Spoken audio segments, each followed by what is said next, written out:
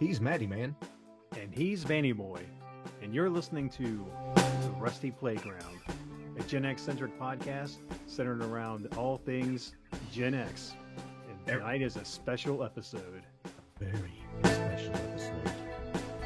All right. Well, this is the beginning of part 2, and we're glad that you're back to hear the rest of our amazing conversation about Mystery Science Theater 3000 here on the Rusty Playground. So without further ado, Matty?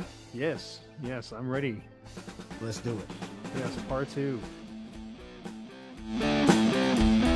Okay, so all of that being said, with the different catchphrases and things that we all got used to, and we could reference to each other when we'd see the Misties on the street, and we would know them because, of course, they were weirdos, so we'd be able to pick them out. Weirdos like us. Yeah, mouth breathers. Yes, that's right. So all of that being said, there were a few big moments, memorable moments that happened in the show that, this show lasted, it was 10 years on like cable television. And in that time, they had some kind of standout moments that pretty much everybody who's a fan of the show will know. And I will bring up a few I can think of and then see what you think. So, okay. Of course, the number one thing that everyone will remember is Joel's last episode. Mitchell, that's right. Starring Joe Don Baker and his meaty face. Yes, meatiest Joe Don Baker you could get. Meaty, sweaty, fat Joe Don Baker. Sausage fingers. Yes. Joe Don Baker. Yeah. Yes. The guy who was in amazing movies like Walking Tall and James Bond series, and also was in Mitchell and Final Justice. So he was in some stinkers as well. So basically, Joel was having some issues with Jim Mallon, who was the guy who had come to him initially and asked for help coming up with new stuff, the catalyst for the show being created. And Jim had different ideas for the show than Joel, and it was sort of becoming two different camps within their group. And Joel knew this, and Joel could have fought for his baby and knew that Jim Mallon was not as emotionally invested, I would assume. I'm just assuming that about Jim Mallon, but obviously it was Joel's baby, and Jim wanted to take it a different direction or do something different with it. And instead of splitting up this gaggle of friends and talented comedians, Joel decided he would leave the show, which, was a big, big deal. Because who knew what was going to happen after that? Joel was obviously the creator of the show, and he was tied into it, and everybody loved him. And that's the biggest thing he had done at that point. Oh, yeah. And even with that being said, it was very niche. So he made out like he had other things he was going to be doing, but the reality was he left just to keep the show alive. Yes, he did not want the people in the writer's room to take sides against each other, which of course would have killed the show. And so he took the high ground, and he moved on. And later he wrote that, as you had mentioned in my wife's podcast, we did a little kind of a breakdown similar to this, just not as in depth or not as much of a deep dive, with my wife, Christina, on her Fan of the Fans podcast, which I will have linked somewhere in this whole thing. Yes, check it out, everyone. Yes, very cool. And but as Matty mentioned, well, Joel had left something on the field. Basically, he didn't leave because he was tired and wanted to move on, which is sort of what he played it up as. He left so he would have peace within this group of people that had become close friends and family to him. So Joel leaving in the episode Mitchell was a very big deal, and Mike was the natural successor to it. He's very charming, very likable, very Midwest sensibility to him, just like Joel, but he's not quite as artsy, but he's still a talented comedian. And he wasn't right. He was more, he played more the everyman. Yes. Yeah. He was the every guy kind of guy. He was into some sports. He was into some movies, some culture. He was not to any one direction, the best way to put it. It was a very rounded kind of character. Yes. And as the lead writer, which is what he was with Joel, but once Joel had left, the tone of the show had taken a little bit more of a wider appeal, I guess you could say, tone. It still had the crazy skits and the funny things, but they didn't have their invention exchange anymore, because that was really Joel's thing, where they would come out every every episode, and the Mads, as they were called, which were Dr. Clayton Forrester, played by Trace Ballou, and TV's Frank, played by Frank Conniff, and they would come out with their invention, and they would challenge Joel and the bots to their invention. So eventually, when Joel left, they did that for a little while, but those were things that Joel had already made. But after a while, they didn't do that anymore. I think the idea was we're going to do an invention exchange. If we like what you did, maybe it'll contribute to taking over the world. Right. Speaking of, I just realized I never explained actually what the goal, what the 3000th experiment was.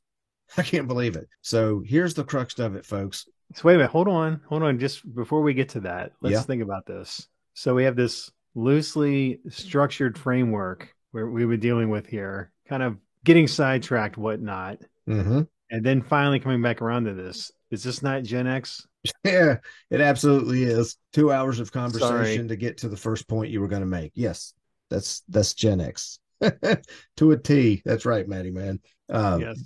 So basically, you had Dr. Forrester and TV's Frank, and they worked at Gizmonic Institute, and they had captured Joel, sent him into space where he would have to watch these bad movies. And so the reason why this was an experiment amongst itself was because Forrester wanted to find a movie so bad that it broke the brains of the people who watched it, turning them into susceptible drones, basically. Exactly. And once he did that, once he found that movie so bad that he could then control people's brains, he would show it to the world. And when everybody was broken, he could sweep in and control the world. So that was his plan, to rule the world.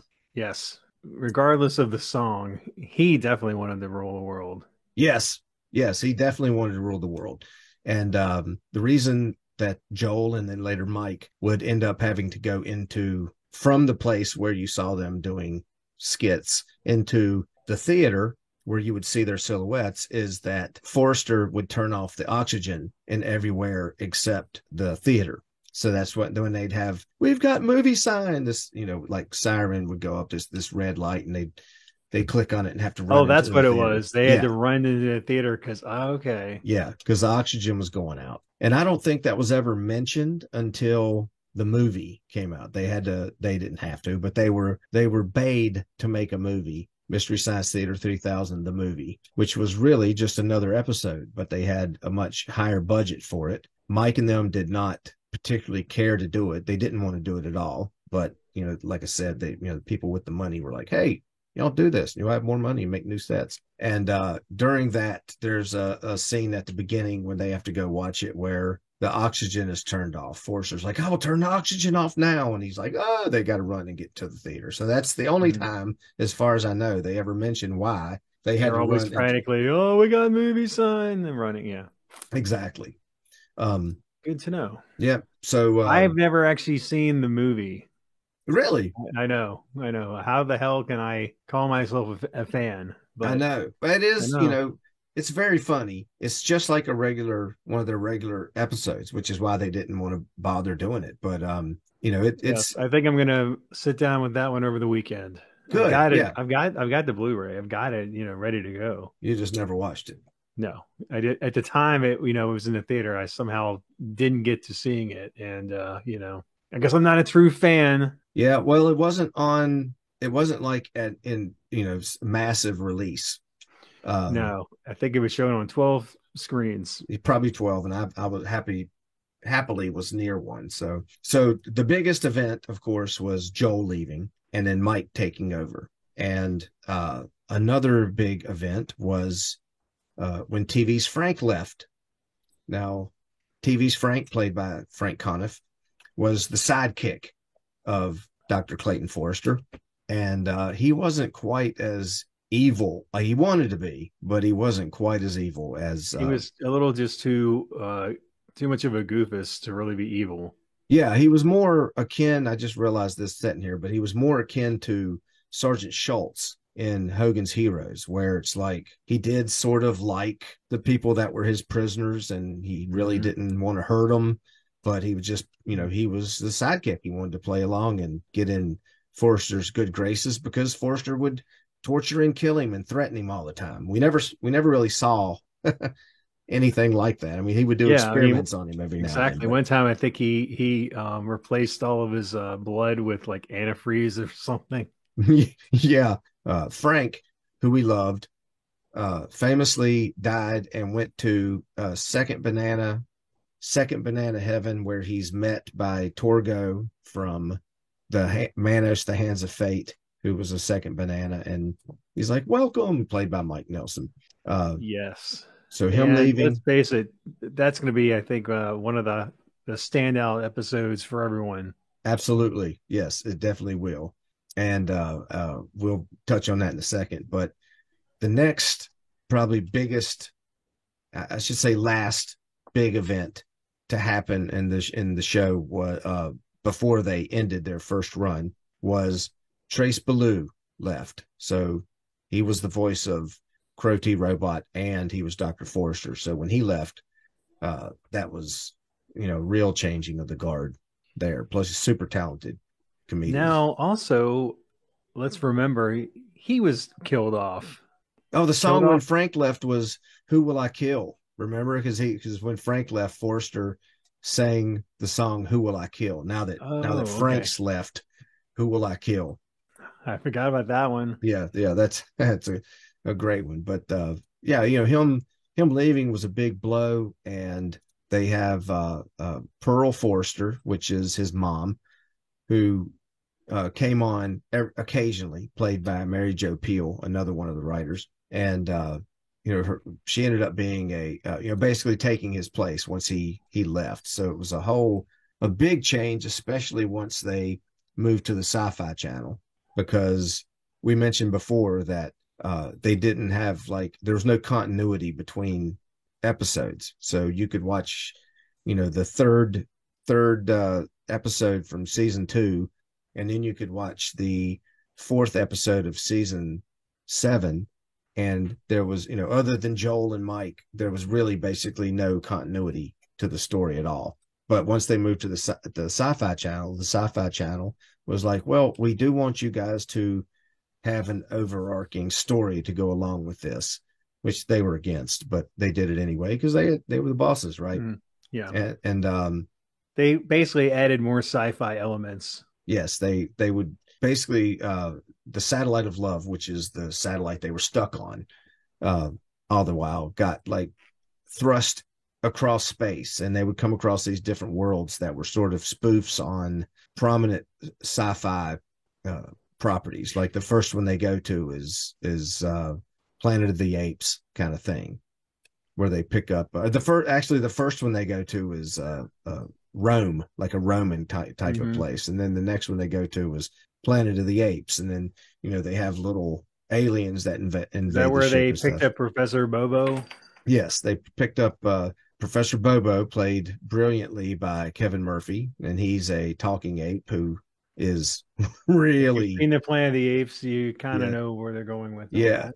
yeah, and he's very stupid. And then there's the brain guy, played by Bill uh, Corbett. Bill Corbett, who replaced Trace Ballou when he left, and he plays the brain guy, which is from a race of people who are so advanced that they have advanced out of their bodies. So when Mike and the bots meet them, they are all standing there with a jar, and in the jar is their brain. And so they've advanced past their bodies, but they still use their brains. They still use their bodies to carry around their brains. So Yeah. So how advanced could that be? right, they're just more vulnerable is basically all it is. But they have like Yeah. mind powers and stuff, and almost magic. But those were the main big events that happened, and the continuity that the Sci-Fi Channel wanted, they got, but it really wasn't put in a way where you really had to watch the episodes in any order at all. It didn't No, really not matter. really.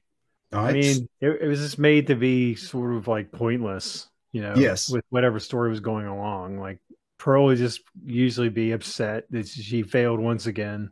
Yes, and she'd punish one of them. It was a catalyst for to just a reason for them to be in space and to pick up, like they had the pod people, not pod people, the what's the one, Invasion of the Body Snatchers. They had a spoof on that where people, they had the pods and they were taking over their bodies, and Bobo was the only one that they didn't take over because he was so stupid that they didn't, none of the pods wanted to become him. So in the end, he saved the day, and that was that kind of thing.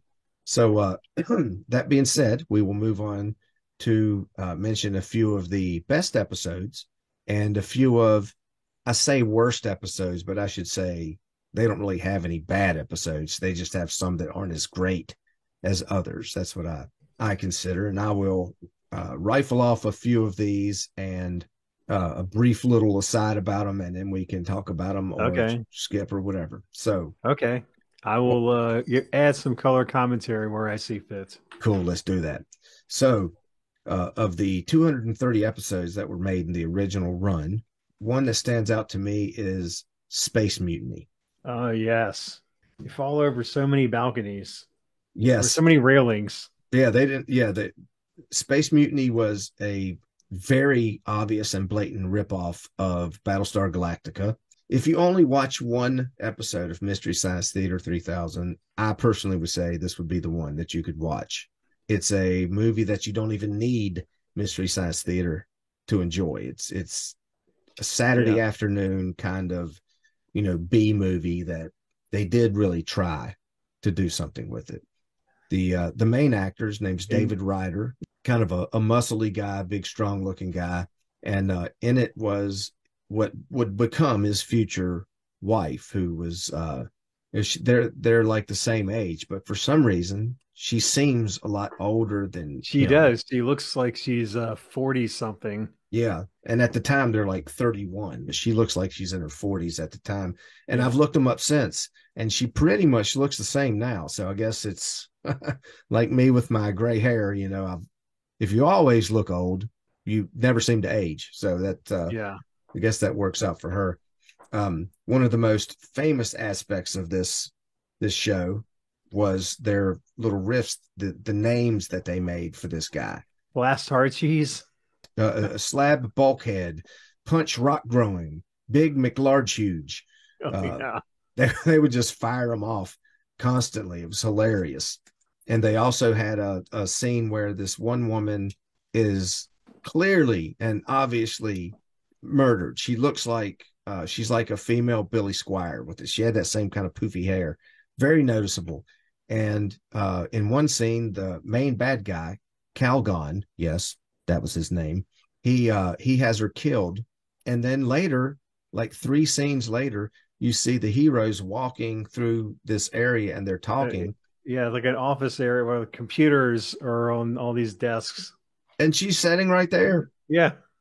But in the story, she is definitely dead, but they screwed up in the editing and they just They don't have her say anything. She has no other dialogue, but they walk by her, you're like, she's dead. Yeah, no, and she can't do that. She's a very noticeable looking woman. I mean, it's not like you aren't going to notice her. You're like, that's definitely her.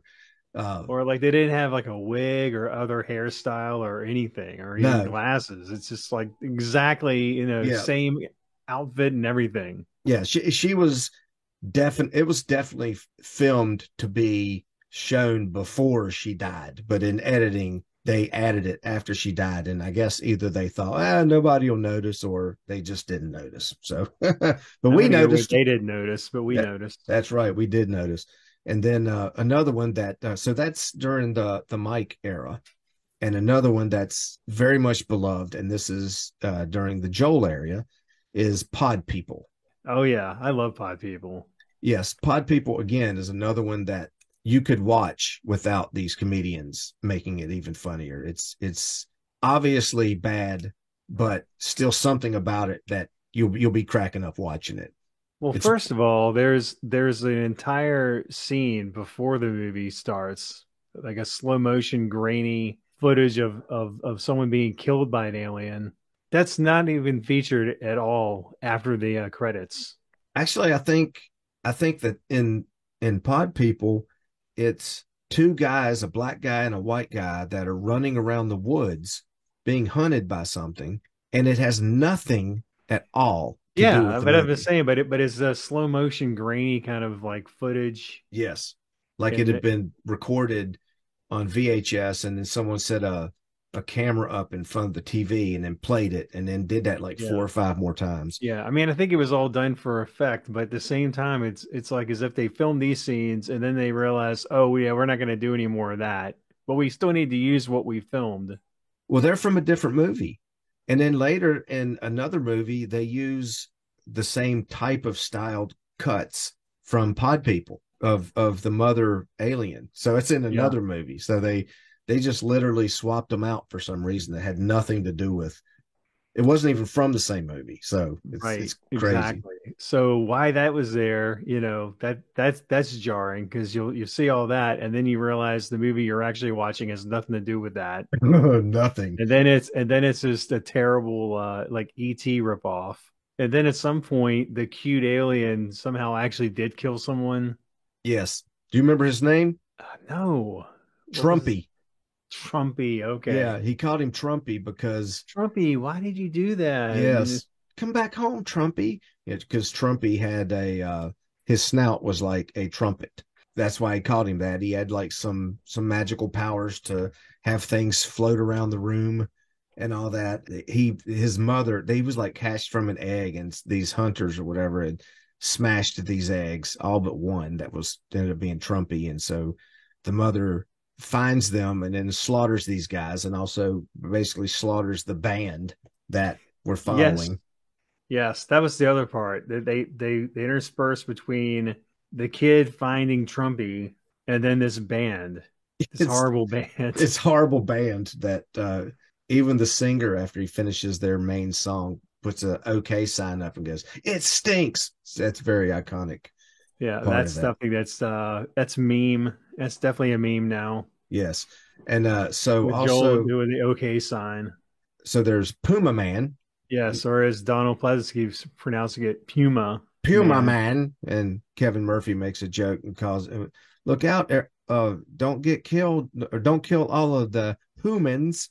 Because he's like, he totally screws it up, and it's like a sci-fi superhero story, which is very the effects and how this guy who finds this, who is given this suit by these Brazilian, I don't know, whatever they are, not pygmies because they're like big, like this guy's big, but he gives it, our people have always been protected by the Puma Man or Puma Man, and it's kind of reminiscent of America's Greatest Hero because when he flies, it just looks like he's totally out of control. It's lame. It's funny. I'm not exactly sure that it would be something you would want to watch without the Mystery Science Theater people, but They uh, definitely help. they definitely help. Another one that's very popular is called Time Chasers, which is I guess made in the mid '80s. So it's not like a lot of these movies, the ones I've just mentioned. Maybe that has something. Maybe this has something to do with why they're so much better. Is most of them are made like in the '50s and '60s and stuff, a couple '70s, but these later ones are in color and made in the '80s. And Time Chasers is a sci-fi epic starring a guy that looks like Huey Lewis, sort of looks like him. Hmm. And he invents a time machine not out of a DeLorean, but out of a Cessna because they couldn't afford a That's what they DeLorean. had. Yeah. And he invents the time machine and then he goes into the future and he sees like, oh, this is really cool. This is great. So he goes back and brings a reporter with him. And when he does, he realizes that an evil corporation had stolen his time machine stuff and they used it to get rich and have power. And so he needs to go back. Oh, he needs to go back in time Oh boy. and save to stop himself from calling the guy that runs the big bad evil corporation. Somehow they were surprised that this big evil corporation turned out to be a big evil corporation. Yes. Another one, the final sacrifice, which is famous. Rouse Tower. Yep, Zap Rasdauer is the hero, one of the heroes of it. He looks like Larry Zonka. They mentioned that a bunch. He's got this awesome mustache. And I've seen some interviews with the guy, and he was like, "Man, it's very funny what they did." He was cool about it. Of course, he was. He's from Canada, Yeah. so he's too I say polite to say anything. he's wearing a Canadian tuxedo throughout the movie, I believe. Yeah, but yeah, pretty much. Yeah, jean jacket and jeans And the other guy that is with the with him, hockey mullet. yes, oh man, his mullet is sweet. The other guy that's with him looks like Gilligan without the hat. Mm-hmm. And they stumble across an ancient death cult, which Canada's famous for. Yeah. That's one you could actually watch without having to have the comedians, but they do make it better. One of my personal favorites is Girl in Gold Boots, which is the touching story about this loser and his unbelievably hot sister. And I say unbelievably hot because she's unbelievably hot, and it's not believable that it's this Putz's sister. Mm-hmm. And they go to Hollywood, and she wants to be a professional dancer in a seedy nightclub restaurant, and shenanigans, happen. Another one that is, or the next two I'll mention are Joe Don Baker movies. One is Final Justice, which I love this movie. It's very funny even without them, but it's even more funny with them. The gist of it is that Mitchell, which we've mentioned before, it's Joel's last episode, stars Joe Don Baker as a police officer, supposed to be our hero, but he's just a fat slob prick. And they make fun of him, of course, because, that's what they do. Well, Joe Don Baker heard about it, and he was very angry about it, and even said in an interview, they better not do any more of his movies. If he ever sees them out, he's going to kick their ass, that kind of thing. So when you threaten professional comedians, it doesn't usually work out that well for you. So they did go ahead and do Final Justice, which was another Joe Don Baker and his fat, meaty face presentation.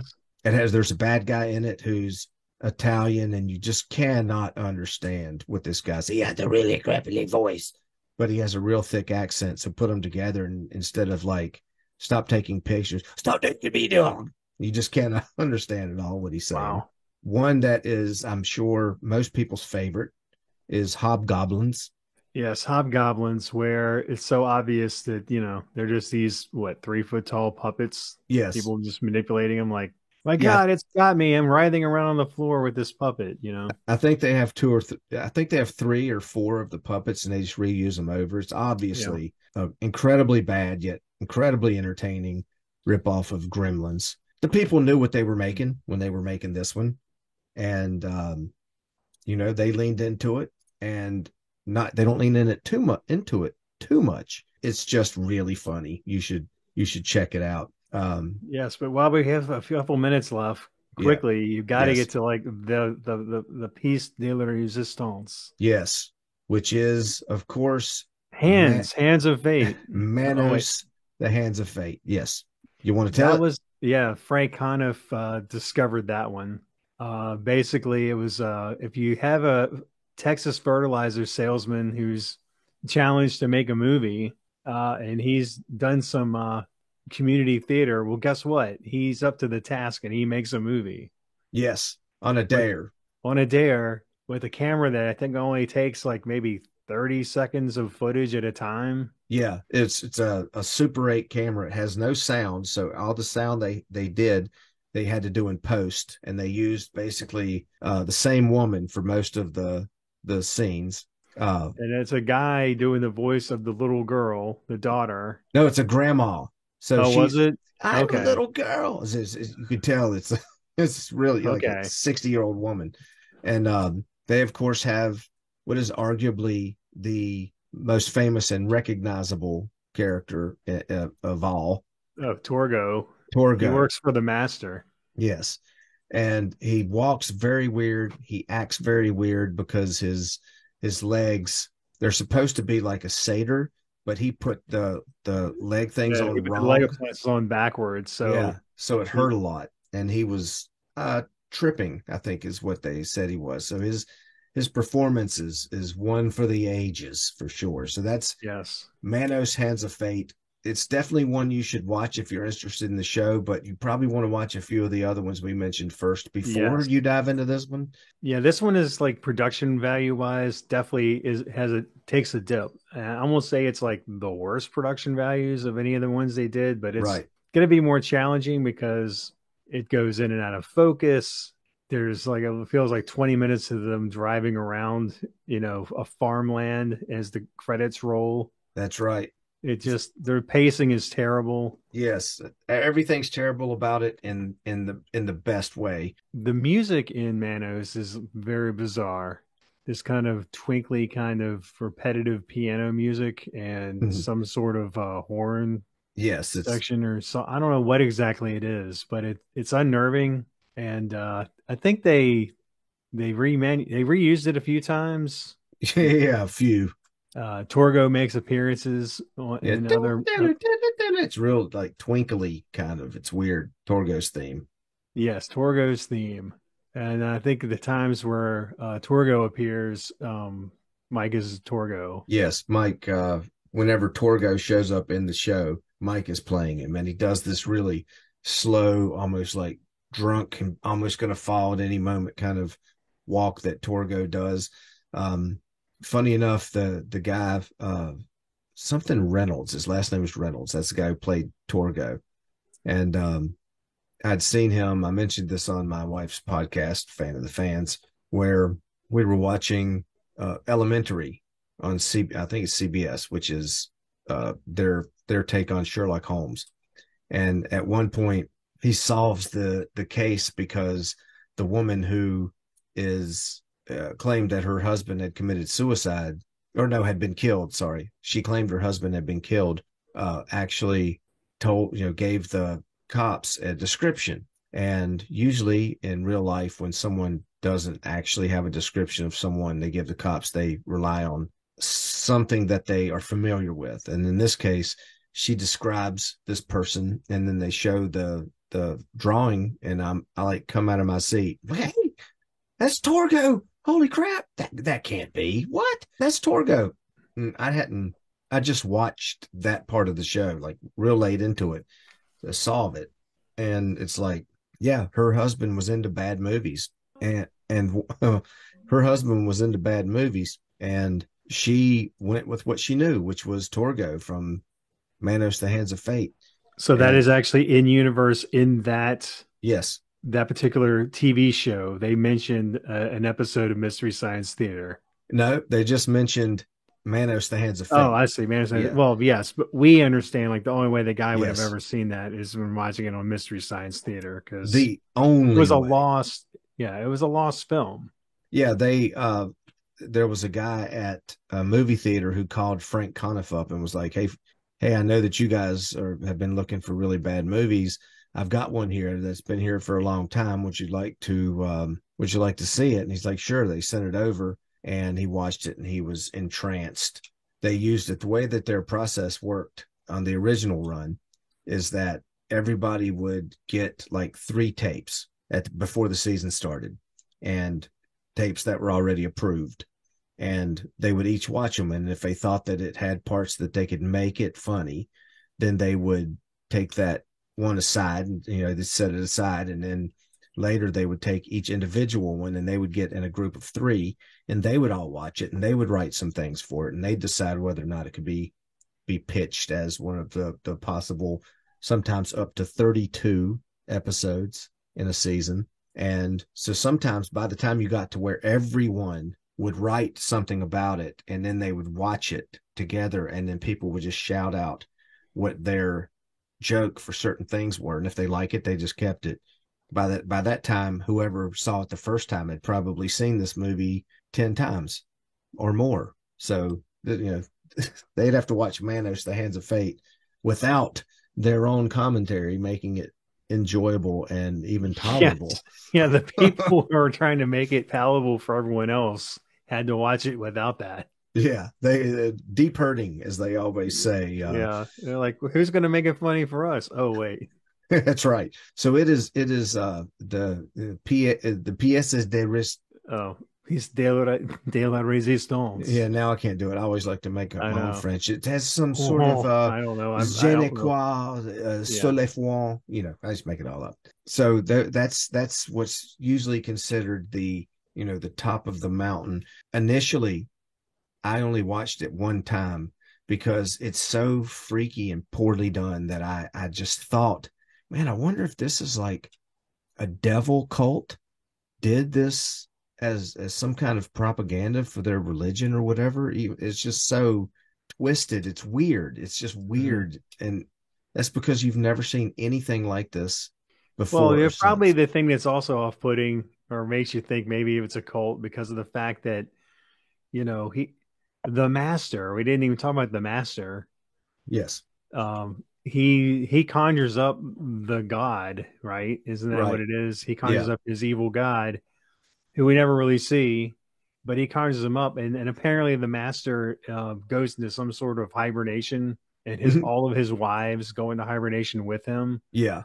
At the end of the movie, spoiler alert, the whole family that went to the house ends up being taken over by the master, and so you see now he has new wives. He has, the main, the protagonist's wife and his daughter as implied to be a wife too. Yeah, who's like 7 years old, And you're six like, or 7 years old. oh, that's one of the last things you see Yeah, before it's you did. very weird, Yeah, very weird. And I watch it now, and I'm like, how could I possibly have been fooled by that? But regardless, I thought I'd only watched it one time initially yeah, because I thought, man, I don't know, this is just something evil and weird. Well, what it was evil and weird was that it was terrible.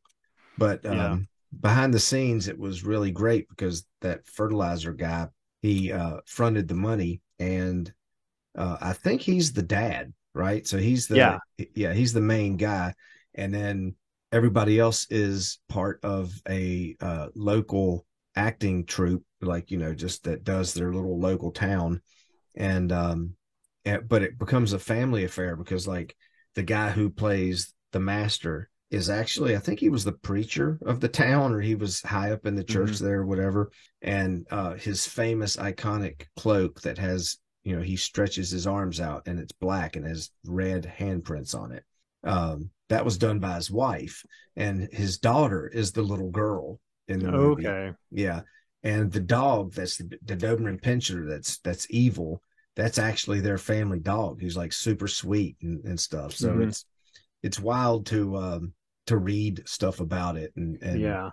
uh, I would Well, definitely.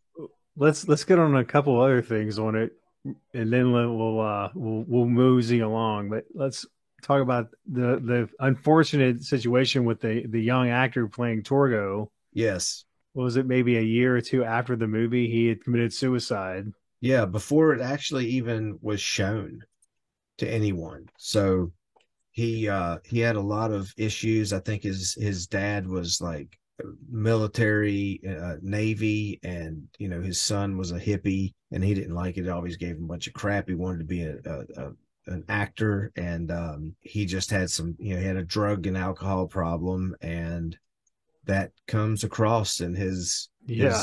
his portrayal of Torgo, the Yeah, his handyman of stuttering, sweaty demeanor, I can't help but think is like it. is natural. It cannot truly be described to someone who hasn't seen it, just how memorable of a portrayal this is, due to the fact that he's whacked out of his brain and stuff. And I mean, he's supposed to be really creepy and in love with the wife in the family, and he like touches her hair and stuff, and she'll stand there and let him do it. And I'm sure a better filmmaker would have made it where she freaks out at him even trying to reach it, but it cannot be understood what Yeah. this is like unless you have to see it. You simply Yeah, you have just to. have to.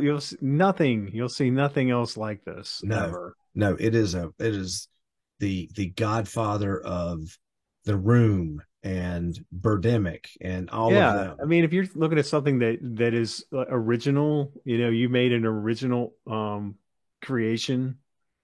This guy did it, you Yes. know. Yeah. So in one sense, he's among giants Yeah. in some twisted way. always remember He's the this. Orson Welles of shit. Yeah, he's the Orson Welles of shit, of a giant pile of shit. He, Yeah. you, you But know, it, but and it really is. You've got to see it. I beg of anyone who's curious, just do it. yes, but do the Mystery Science Theater or the Riff Tracks version. But that you have to watch it. It is something to be seen because there's nothing that's ever been done like this, and you could not do this on purpose. It was lightning in a bottle, so to speak, Yeah. or poop Oh, in a bottle, if you want my to say. only other, my other comment, I said I had 2 points. The second point was, what was the deal with the kids making out? Like that had nothing whatsoever to do with any of the rest of the film. Yeah, it was again just like we need to pad this thing, and they had people. It was like friends of the friends and stuff. So as Maddie had mentioned before, at the very beginning of it, there's probably 20 minutes of them of the credits of of the movie, and you just follow this car through some of the most unattractive parts of Texas or wherever the hell this was, Texas, I think. And as he said, the it could only film like 30 seconds at a click, or 20 seconds at a click. So they would film 20 seconds and then another 20 seconds and another 20 seconds of them just driving around as they did the credits. And it ends up being like 20 minutes of credits, and like the worst sung song in the history of the world behind it. That's just terrible. Yes. Yeah, it's just like so many elements of the film don't mesh with other parts of the film. And so in the main road where they go down, they go past this couple that are just making out. And then later cop shows up and chases them off and asks them if they'd seen anybody. And they're like, no, I haven't seen anybody. Why don't you mind your own business? As she, you know, shakily Looks, says her one line and awkwardly looks at the camera. yeah, looks at the camera stays on her face after she says the line for maybe 6 seconds of her just Yeah. making this, like, okay, now you're going to be frustrated and scared and angry, and that, so she's trying to do all of those and she's failing miserably. And then 6 seconds of just holding on her. Yeah, She tries to figure out what to do with her mouth. yes, it's crazy. You really have to see it. I do strongly suggest you see either the Mystery Science Theater or Riff Tracks version, and not just try to watch this on your own, unless you are a big fan of that kind of movie, in which case you have already seen it. Yeah. In fact, how will you even see it without the riffing? I don't know. I couldn't. I just don't even know No. if there's a way to get that on home video. If you do find it, then yeah, Godspeed. Yes. Yes. Good for you. This bled into our lives, folks. This is something that we watched this so many times that it Oh yeah, actually, you would just sweat bleed this movie, this show. yes. It Yeah. just came out of your pores all the time. Yeah. If you were a Misty, it was something that stuck with you. It wasn't just, oh, I watched it and I turned it off. You can't truly turn it off in your brain. You have that mentality, that Gen X smart ass attitude towards everything. And I know it's gotten, me and Maddie out of, some sad situations in our lives, some frustrating some scary Mhm. situations, having this kind of this mentality. But I don't know if you knew this, Matt, but I looked up through some of my audio files before doing this. I wanted to research, and I found some audio tapes of me and you, uh, not me and you, of you and of me. So we weren't even together. So I'm Okay. All not, right. And not trying to exactly flash sure. test this, how the hell that would even be out there? Yeah, Probably on the dark web.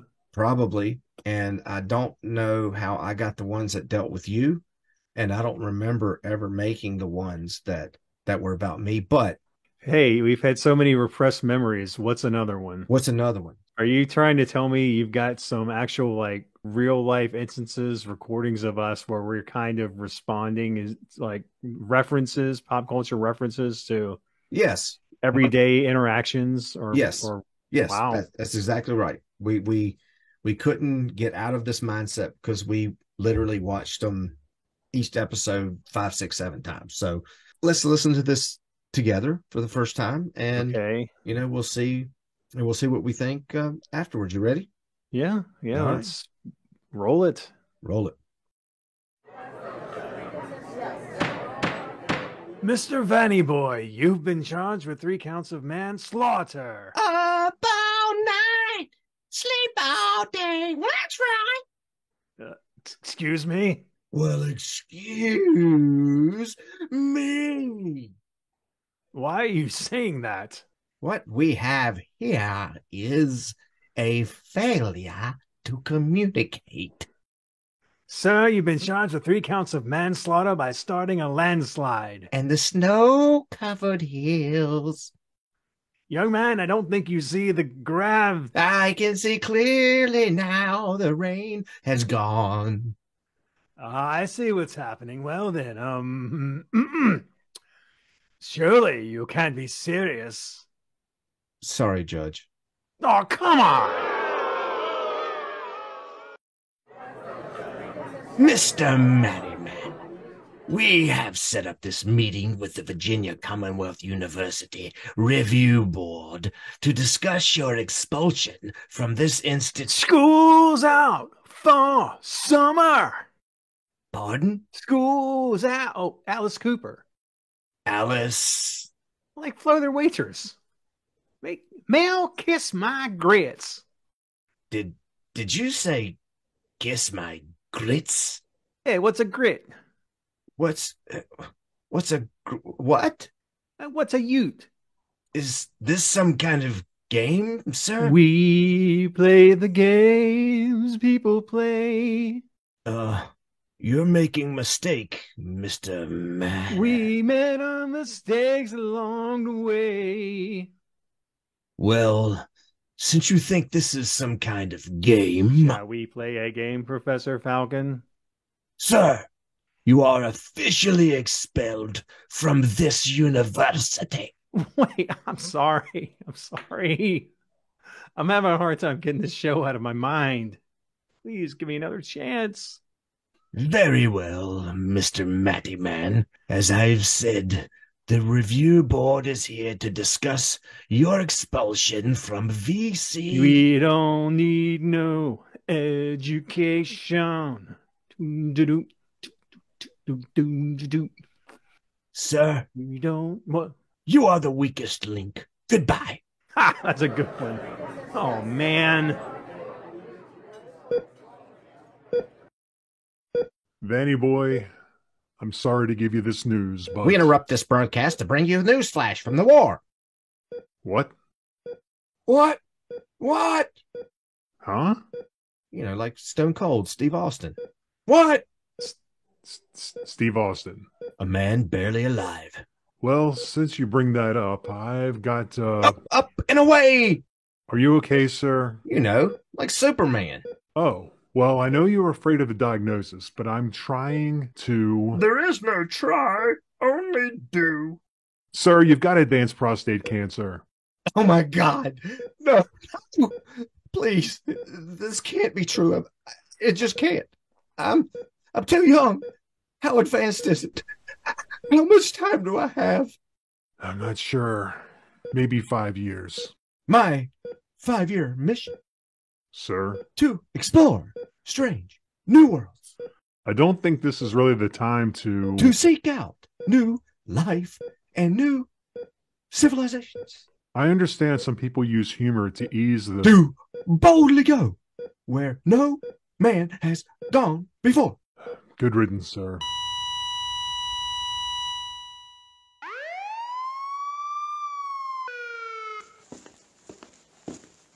Sir, the reason I pulled you over is... Just the facts, ma'am. I was getting to that, and obviously I'm a man. The reason... A man, baby. Yeah. Sir, have you been drinking or taking any medication? Your love is like bad medicine. Sir, I'm going to need to see your license and register.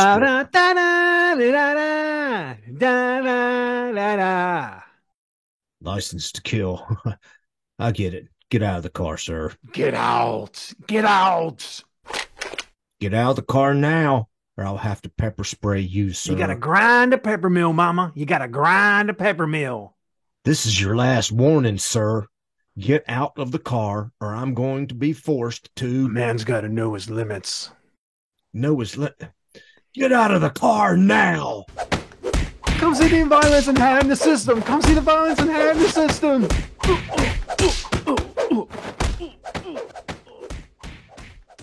Wow. Wow. Wow. Louise. Sheesh. I don't remember all of that. Man, I was wondering why I've blacked out so much in my life. The Billy Club definitely makes a lot of sense now. It does make sense why you don't remember that. I'm not exactly sure why I don't remember having prostate cancer, but maybe I blocked it out from fear. Yeah, it could be, and maybe it's a parallel universe. Who knows? I don't know. I wouldn't know. How would I know? I barely pay attention to my own life, much less different iterations of me's life. That's C-137 universe or something like that. Some Rick and Morty crossover. Back then it was like we were just so into it. It was just living and breathing and eating it. I did eventually get out of it. I think after my jaw was broken at a soccer game or something. But hey, what do I know? It's incredible that we survived to be the elder statesmen that we have become. Yep. Elder statesman. Yes. Yeah, that's it. Oh, so just to let people know, this week is Thanksgiving, as I think everyone in this country knows. And then try to watch the Turkey Day marathon. Yes, which is why we decided at this time to talk. Yes, that's right. That's right. So why we decided to talk about Mystery Science Theater in the first place, besides that we love it, is that every year and since, I don't know, like third or fourth season, they have what's called their Mystery Science Theater 3000 Turkey Day Marathon, where they just, for 12 hours or whatever it is, they just run a bunch of Mystery Science Theater 3000s back to back to back to back. And you can go, I believe, online. I think it's MST3K.com, I think. Yes. And maybe Shout Studios, Shout Factory, maybe they're showing them. Probably the YouTube channel, Pluto TV, maybe they're doing it. There's lots of ways to figure it out. Google it, everyone. Just Google it. You'll figure it out. But definitely try to catch one of them. Yeah, during the day. We're not going to bother telling you because we're Gen X, and why would we want to work that damn hard? Yeah. We'll get to it that day. We'll figure it out. That's when I saw Puma Man recently. It was Puma Man 3 or 4 years ago. I was watching part of that one. Classic. I love it. Yes. I love anything with Donald Pleasance anyway. It's like, oh, Donald Pleasance, you could have been a great theatrical actor, but you decided to do anything. Anything. And I admire that. I do too. So, folks, on that 6 times I shot him 6 times. Yeah. Okay, Michael. Anyway. So, on that note, we'd like to say we hope that you've enjoyed the episodes on Mystery Science Theater 3000, learned a little bit, and hopefully we've interested you enough to become a Misty yourself. Yes. Hopefully we've wet your whistles to get out there. Yes. If you like toes in the water or whatever tired cliche you want to say there, but that's right. You just remember, check it out. Distribute the URL. Yes, distribute the URL, pass it around, let your friends know, and remember, watch out for snakes. Akiba, that's it. That's what I wanted to say. That's right. All right, we'll talk to everybody soon. All righty. Peace out on the playground.